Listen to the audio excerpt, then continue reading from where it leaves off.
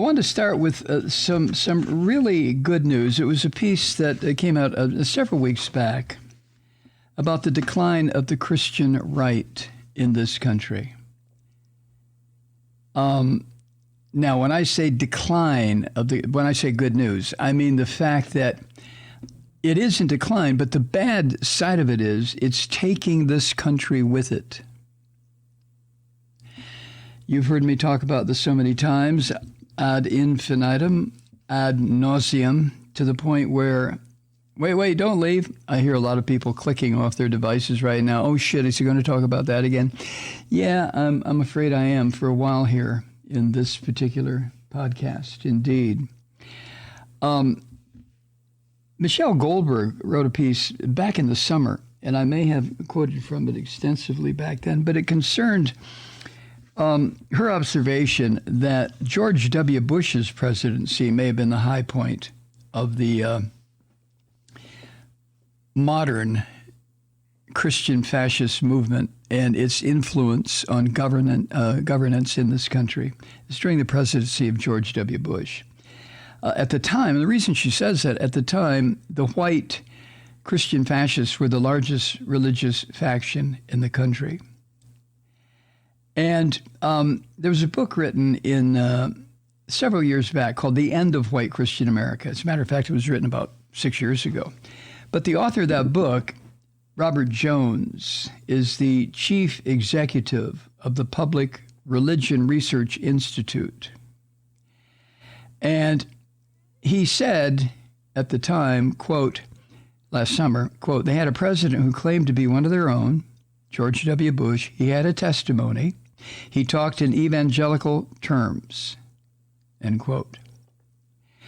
But back then, much of the public sided with the Christian fascists on the key culture war issues of gay marriage. There were other gay adoption, gay school, anything that had to do with homosexuality. These crazy son of a bitches who claim to be Christians were against it. We're against any kind of progressive moves to stop denying people who have to be gay the same sorts of opportunities and protections that the people who happen to be not gay were enjoying. This is one of the things that has just driven me crazy over the years in my study of what Christians have done over the past 1,600 years. It's just been horrifying. But Jones said at the time, quote, in 2004, if you had said, we're the majority, we oppose gay rights, we oppose marriage equality, and the majority of Americans is with us, that would have been true, end quote.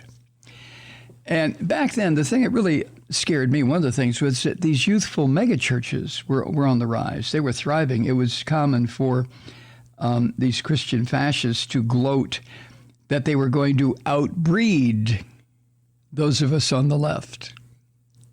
I'll just leave that comment stand. And a former Bush speechwriter at a 2005 Christian homeschooling convention, his name is Ned Ryan. He was an activist for this religious bullshit. He said at the time, quote, homeschoolers will be inordinately represented in the highest levels of leadership and power in the next generation, end quote. Mm-hmm. Now, this freak was the director of a group called Generation Joshua. And if you're familiar with Exodus, if you're familiar with the Hebrew Bible, the name Joshua comes from the Old Testament, of course. Moses, as you know, led the people, the Hebrews, out of Egyptian bondage, but he was denied. I don't know, maybe, I guess he pissed off the psychotic fucking God that they invented. But whatever it was, Moses was denied entry into the Holy Land. But his successor, his son Joshua, led the people there. And, of course, one of the first things they did was commit genocide against the the city of Jericho and the people who live there. Got to kill everybody, cleanse the earth. Jesus. But the evangelicals, who back in the height of the Bush years thought they were about to take over the planet or take over the country, were unknowns to them and unknowns to me at the time, because this really freaked me out. They were destined to failure.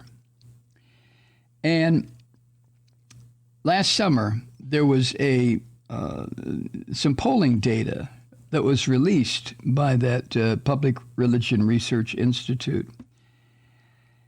And it showed just how much ground the fascist Christians have lost since 2004 up until last summer. Their 2020 census of American religion, based on a survey of nearly 500,000 people, showed a tremendous decline in the share of the U.S. population identifying as white evangelical. It was a drop from 23% of the population in 2006 to 14% last year. Now, let me be clear, as a specific category, saying white evangelical, that isn't a perfect proxy for the Christian fascist right, but it's close enough.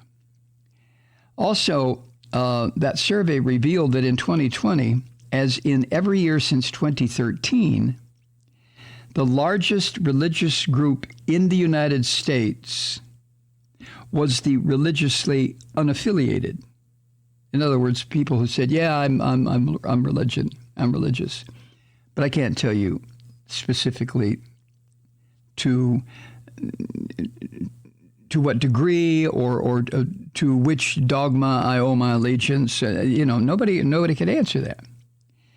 And one of the most surprising findings in that survey was that in 2020, there were more white mainline Protestants than white evangelicals. Now, see, the evangelicals are the ones that have been held up by media when media had the balls to do it, as being the ones who are causing all the bullshit and the trouble and the rage and the anger and the hatred and the dissension in this country. I just lump them all together. I just come to do that. I realize that there are some white Christians who are still motivated by the teachings of what they consider to be the teachings of their Messiah. Love, peace, equality, gentleness, so on and so forth. But those folks are in such small numbers, as far as I'm concerned, in the Christian religion, that they're just, I don't know, they're infinitesimally small, and I don't regard them. To me, the white Christians, for the most part, are the ones that have been causing and continue to cause the chaos in this country. Now, in addition to shrinking as a share of the population, these white evangelicals were also the oldest religious group in the United States. I don't mean as a group, but I mean the median age of people identifying as evangelical, and they were Caucasian, obviously. The median age was 56 years old. And back to Mr. Jones, the head of this organization that took the survey, Robert Jones, and the author of The End of White Christian America. He said, quote, "It's not just that they are dying out, but it is that they're losing younger members." And he, end quote, and he added, as the group has become older and smaller, quote, "There's a real visceral sense of loss of cultural dominance among these people," end quote. And this is where the trouble comes. This is where it begins. White evangelicals, you see, once saw themselves as the owners of mainstream American culture and American morality and American values. And remember, they're the ones who justified and supported slavery for the most part, all sorts of evil shit. But they considered themselves the owners of culture and morality and values. Now, at the time, Michelle Goldberg wrote From this fact derives much of our country's cultural conflict. It helps explain not just the rise of Donald Trump, but also the growth of QAnon and even the escalating conflagration over critical race theory. And then she quotes Jones again, Robert Jones again, who said, quote, "It's hard to overstate the strength of this feeling among white evangelicals in particular of America being a white Christian country. And this sense of ownership of America just runs so deep in white evangelical circles." End quote. So obviously the feeling that is slipping away and has been slipping away has caused these crazy son of a bitches to all of a sudden create their own atmosphere of rage and resentment and paranoia and violence and screaming and frothing at the mouth and attacking the U.S. Capitol.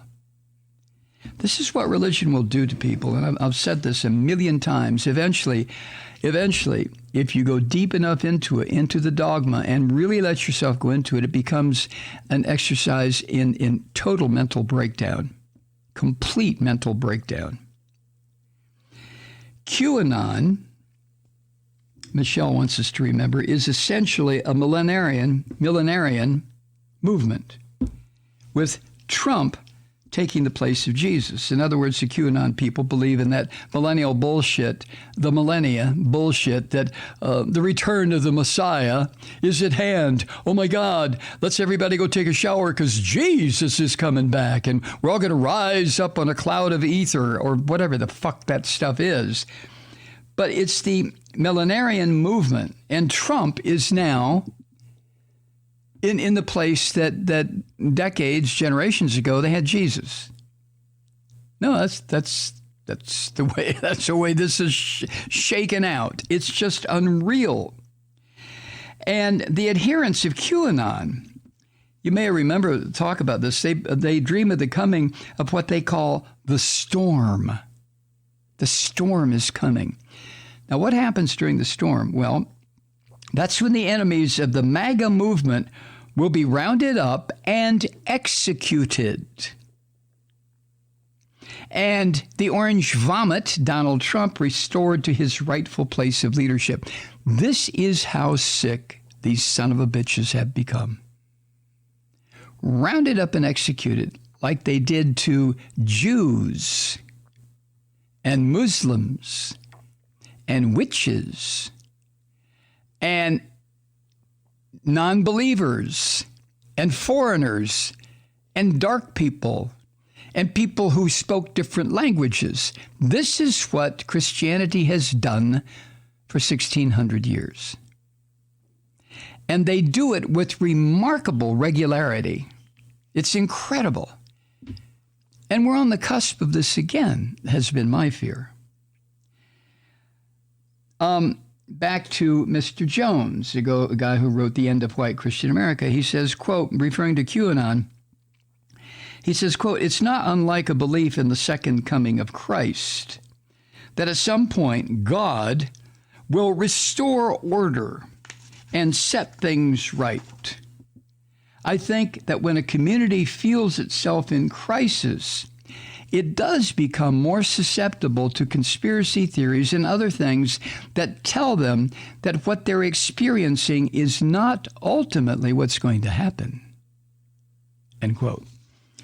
In other words, you have to go through the tribulation. Now, if you're the least bit familiar with Christian theology, or Christian dogma, there is the time of the tribulation, when, no pun intended, all hell breaks loose.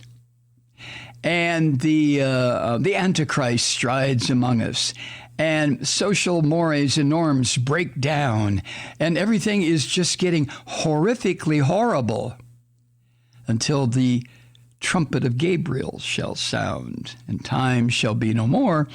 And guess who shows up? No, not Jesus. Donald Trump.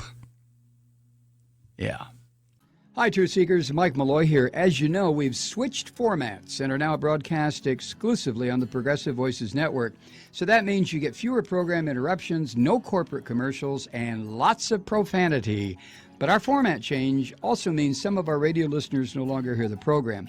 It's been a while since I mentioned our podcasts, so you may have forgotten that there is a way to listen to this program anytime you need a good dose of screaming. Visit MikeMalloy.com and subscribe to our podcasts. As a podcast subscriber, you can download the program to your mobile device and take me with you wherever you go.